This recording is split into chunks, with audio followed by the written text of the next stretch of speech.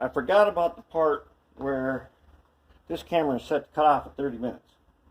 And fortunately, we got done what we needed to do. Let's take a look. Now, as you remember, there were no steps on this thing. There was just the remnants of the front here. Alright, not that great. But they're on there, and they're strong. Same with this side.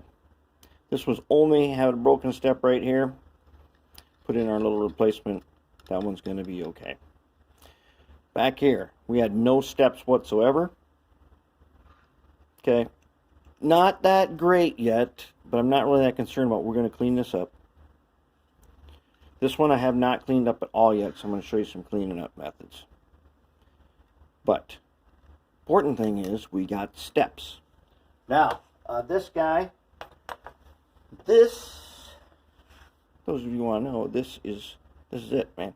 Bachmann Plus. These are before the pancake motor days. These were really cutting edge. Really, these were cutting edge. They had a kind of a weakness in this weird. There's a rod that goes through here that holds the trucks in place. It's a little bit strange, and the side frames were not that good. But otherwise, this is GP40. It's pretty good. I'm not sure about this cab though. This cab probably does not belong to this, but I don't really know. What I do know is this body was soaked in pine oil for something like 4 years before I got the ultrasonic cleaner. And this front end is weak. We're going to fix that. We're going to make the Hefty Stud Modification. Now, say Hefty Stud, I never even heard of that. Of course you haven't, because it's a secret modification that we make right here in the shop. And so, well, why would you give away your secrets? Well, look, something happens to me, all my secrets will go with me, and then they won't be secret anymore. They'll just be lost. So I got to show you. Okay, remember this guy? Broken steps. Okay, so we had to, not only broken step, broken post. So we went ahead, got that in there, did a little file, did a little work on it. And the front end is all broke out. So as you can see, we didn't do any measuring, right? We got this plates glued in here and then bonded with the baking soda, and then I filed them. This here is what I call the Hefty Stud Modification. It's very similar to the TK421 modification, but it is different. On the front, this front end had a bunch of weakness because it's all broke off on the end. So, as you can see, we went ahead, essentially, like on a real locomotive, let's say it's an accident, they're going to weld on, if they're going to fix it, they're going to weld on stuff to protect it. So I've got some little protection here now. And yeah, it's not prototype. You're not going to win a prototype contest with this. What you are going to have is a durable locomotive that looks plausibly real, looks real enough, and is safer from dropping on the floor. So we need to make, on this guy, we're going to clean him up, and we're going to make the Hefty Stud Modification. To do that, take a little piece of styrene here. Alright, Dad, we're going to cut this in half, and we're going to glue a piece on here right about handrail level or so. And we might, on this one, I don't know, but I might want to put one of those big plastic bumpers in here, which I can do after I do this. If I ever find the trucks for this. Was not planning on working on GP40s yet. I've got a pile of them, but since this one was the candidate for demonstration purposes, it's turned out pretty good, so I think we're going to have to go with it. Alright, I'm going to use the chopper to make this quick. Let's get this show on the road. It's time for the Hefty Stud Modification. I line her up on the chopper. The nice thing is, chopper makes center cuts very easy, very simple, as long as I can read my measurements. Yep, there we go. Close enough, don't need to be perfect. Let's make the back ones at the same time. Remember, we need to be in the ballpark. We do not need, I don't need the machinist ruler to do this. I ain't measuring nothing. I'm doing this with the Mark 1 eyeball. The Mark 1 eyeball. Alright, and I'm just going to eyeball this on. Now I've filed this a little bit. I need plastic to plastic. Let's file this one again. Just a little more. Let's make sure. Because if we don't, the Hefty Stud Modification will not bond. And then there was no point in doing it. It'll just be a broken part that comes off later. Alright, so we're going to go ahead, we're going to line this piece up basically with the opening. We're going to leave a gap, and then we want it to come just slightly below. On this one, basically we're going to line it up with already where the bottom is, because that ain't bad on this one. Some of them, like this one over here that was broken, we got it down so it had to go lower since the bottom ends were broke off. Alright, so let's go ahead. If you can see this, I'm just going to go ahead and get some glue on here. Get it spread around. Okay, a thin coat. I'm going to take this guy and I'm going to put the long part to the middle. It will be easier to cut off if I line it up with the outside edge. Since I'm going to file it, if I miss and it's crooked, I'm not going to get bent out of shape. And I'll let it go below the bottom because I'm going to file it. I'm going to get it in shape later. Alright, I don't need to baking soda this one because I've got 2 flat surfaces made. And then, so it's nice and hard. If there was paint on there, this thing would just pop off later. We don't want that. Okay, so now let's take our cutter. Let's cut to the opening. Rough cut. Don't overcut. We will shape it after we get them in place. See? Rough cut. Not perfect. It's not supposed to be perfect. It's supposed to get on there in its position so we can shape it. Alright, let's do the next one. Glue it with the super glue, and then we take the Hefty Stud plate, line them up kind of with the other guy, see if we can just get them lined up. We are only Mark 1 eyeballing it close. You know, remember the bottom doesn't even need to be even or level or nothing. That's what I want right there. Just like that. Good to go. We'll give that a second. Let's go ahead. Hit the back one. Did I file it? Don't know. So let's file it again. Apparently, I have filed it. Like, oh no, where are you going to put your details? Where are you going to put your MU hoses? Dude, this is a Bachmann GP40 from the 1970s. There is not a great huge chance that I'm going to add a cut lever and MU hoses on this thing. Okay, it could happen, but it is not all that likely. But if it does, I have left this little special gap in here. This little gap in here allows me to add certain details later. I'm more worried about this thing hitting the floor again, because this is going to be, this locomotive is good in that it can be functional and used on the layout. Let's go. Oh, we got to cut first. We have to cut one to fit it. Close enough. Let's get the other one on there. Try to line them up together. Take the straightest edge.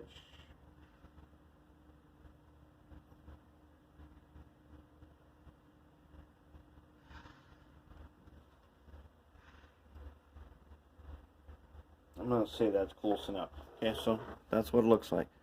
That is how you get the Hefty Stud Modification in place. Now, let's go ahead and shape it. So I want to roughly get it to the opening. So I'm going to use the flush cutters. You know, it's very hard to make a straight line with. It's easy to make a straight line. It's hard to get the line to be square with the flush cutters. They have a tendency, yep, when you're looking at it, it will not be actually as straight as you think it looks. Okay, get closer. Let's hit the back one.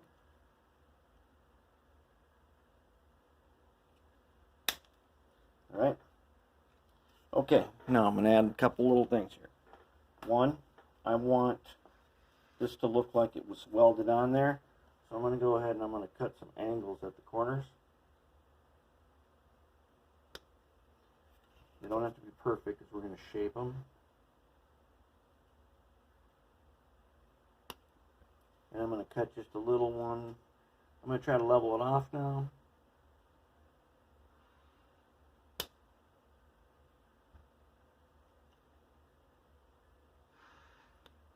And I'll cut just a little. Actually, I'll do that with the file. Okay, so this is what I want right now. Okay, they're not squared up yet. They ain't supposed to be. So now I'm going to look at, I'm going to shape it again. Start kind of squaring it up. It doesn't have to be square, it just has to look, to your eye, it should look somewhat decent. Don't worry about if it's perfectly square. There ain't nothing about this locomotive that's soaked in pine oil for half a decade that is square in the first place. If you put something on there that's too perfect, it'll never look right.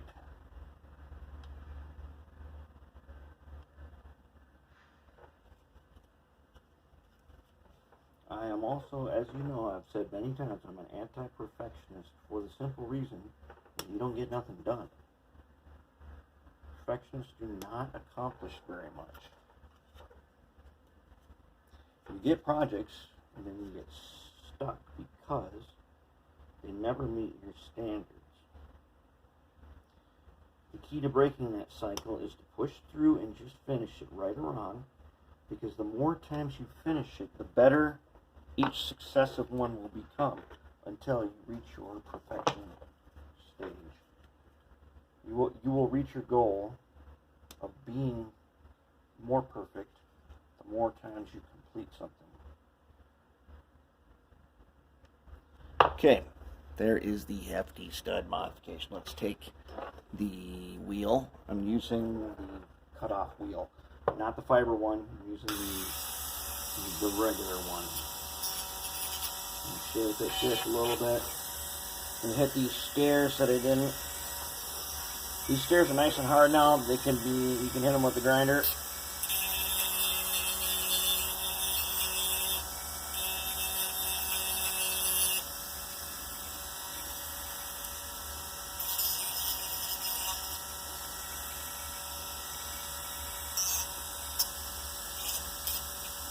Yes, you can bevel them. That's kind of what I'm going for.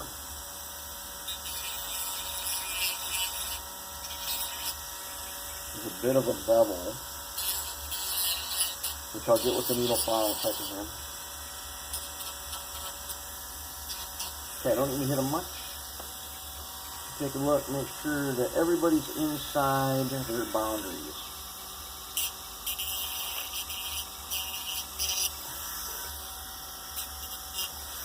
Okay, everybody's inside their boundaries of their piece, right? Now, the trick is, to get it to look right, we need to go around and bevel the edges with a little flat needle file. Okay, so we sort of round them off a little bit. I know cut steel doesn't have that, but I want this to look, we're trying to give the illusion that this is an add-on. Maybe it's a safety device. Maybe they decided that you need to have these. Whatever it is, it should look not like it came factory new. This locomotive was in the shop. It was in my shop. And in my shop, you get certain modifications. You get modifications if you don't have them. Remember when Illinois Central Gulf in their Paducah shop turned out all of those GP9s and 7, they call them GP10s. They are still out there, and they still have those modifications. They added those Horst air filters, and they added a bunch of stuff, and they rebuilt them to their standards, and I think they were successful because those are still around.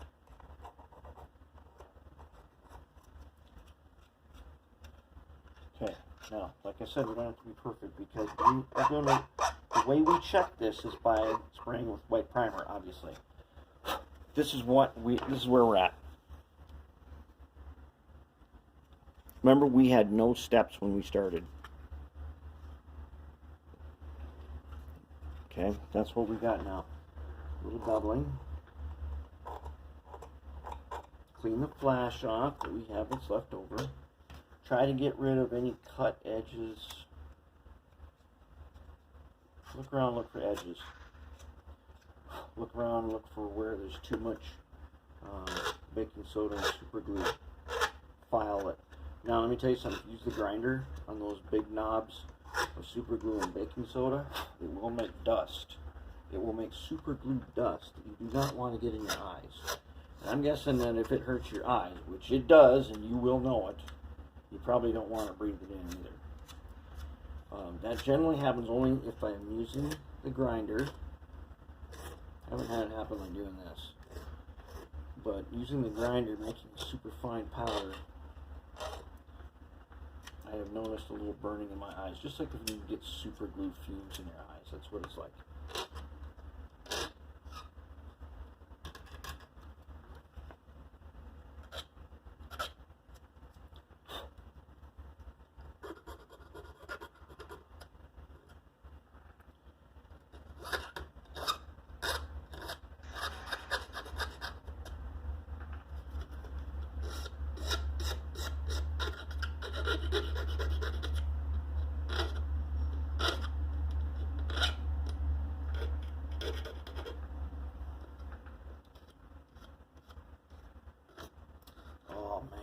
Turning out nice. Listen, this is going to be on an operating layout. So this would be cool. You know, people ain't going to get right out to when you're operating. If you stop and look at all the different details on your locomotive you're running, usually not. You're more interested in whether or not it's working right. All right, this is good. This is good. This is what we got. There it is. We've got steps. I'm going to white primer this and find out if it did what we wanted to do. Baking soda, super glue, new steps, and the Hefty Stud. Yes. Now you know the secret. You know the secret of the Hefty Stud Modification. Check them out. Look at that. New steps. Can you believe that? How many of them things you got in your pile? How many of them do you buy? There it is. Alright, let's get this out to you guys right away.